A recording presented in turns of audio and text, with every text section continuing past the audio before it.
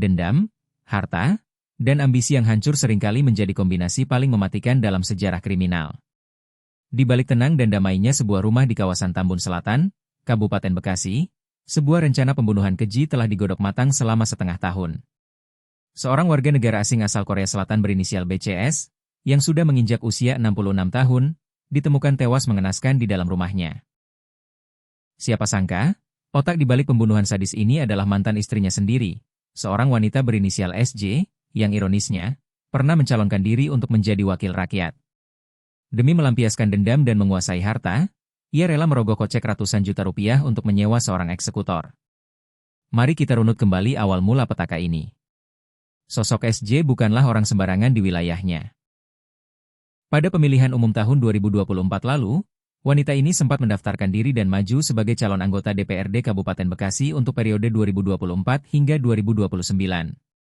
Namun, garis nasib berkata lain. SJ gagal meraup suara yang cukup dan harus menerima kenyataan pahit bahwa dirinya tidak terpilih menjadi anggota dewan. Diduga akibat kegagalan politik tersebut, ditambah rasa dendam yang mendalam yang telah lama dipendam terhadap mantan suaminya, niat jahat pun muncul. SJ ingin menguasai harta milik korban. Ia mulai menyusun rencana pembunuhan, sebuah rencana gelap yang ia simpan rapat-rapat selama 6 bulan lamanya. Untuk melancarkan aksinya, SJ tidak bergerak sendiri. Di sebuah tempat pusat kebugaran atau gym, SJ berkenalan dengan seorang pria berinisial HW. Disinilah konspirasi berdarah itu dimulai. SJ menawarkan uang tunai sebesar 139 juta rupiah kepada HW.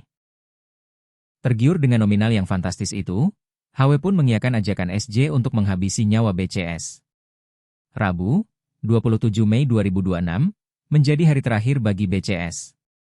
HW, sang eksekutor yang sudah menyiapkan sebilah pisau, bergerak menuju rumah korban yang beralamat di Kampung Buaran, Desa Lambang Sari, Tambun Selatan. Dengan senyap, HW berhasil menyusup ke dalam rumah. Tanpa ampun, ia langsung menyerang lansia asal Korea Selatan tersebut.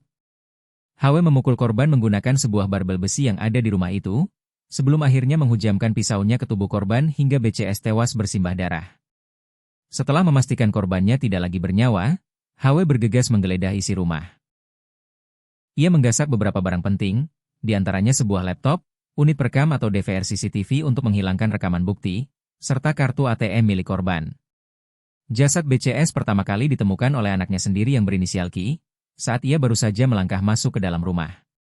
Jerit histeris sang anak memecah keheningan sore itu, dan langsung mengundang kedatangan warga sekitar serta pihak kepolisian. Usai melancarkan aksi kejinya, HW bergerak cepat untuk menghilangkan semua barang bukti. Ia membuang pisau yang digunakan untuk menikam korban dan membakar seluruh pakaian yang ia kenakan saat eksekusi demi menghapus bercak darah dan jejak DNA. Laptop dan DVR CCTV yang ia bawa kabur juga dihancurkan dan dimusnahkan atas perintah SJ. Satu-satunya barang yang tersisa hanyalah sebuah kartu ATM berwarna biru milik korban, yang langsung diserahkan HW kepada sang otak pelaku, SJ.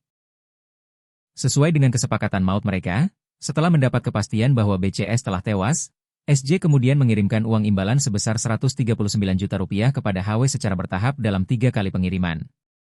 Namun, sepandai-pandainya para pelaku menyembunyikan bangkai, Polres Metro Bekasi di bawah kepemimpinan Kombes Sumarni bergerak lebih cepat.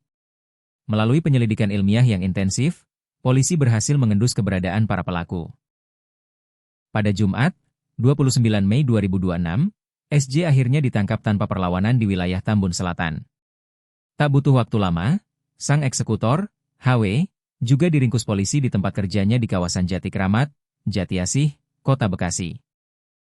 Kini, pelarian dan kepuasan semua SJ serta HW harus berakhir di balik jeruji besi. Mantan calon anggota dewan dan pembunuh bayarannya ini terancam menghabiskan sisa hidup mereka di dalam penjara. Pihak kepolisian menjerat kedua tersangka dengan pasal 459 dan pasal 458 Undang-Undang Nomor 1 Tahun 2023 tentang KUHP. Ancaman hukumannya tidak main-main, pidana penjara seumur hidup, atau kurungan penjara paling lama 20 tahun. Siasat keji yang dirancang selama setengah tahun runtuh dalam sekejap, menyisakan penyesalan mendalam dan sebuah pelajaran kelam tentang bagaimana keserakahan dan dendam bisa mengubah seseorang menjadi monster yang menakutkan.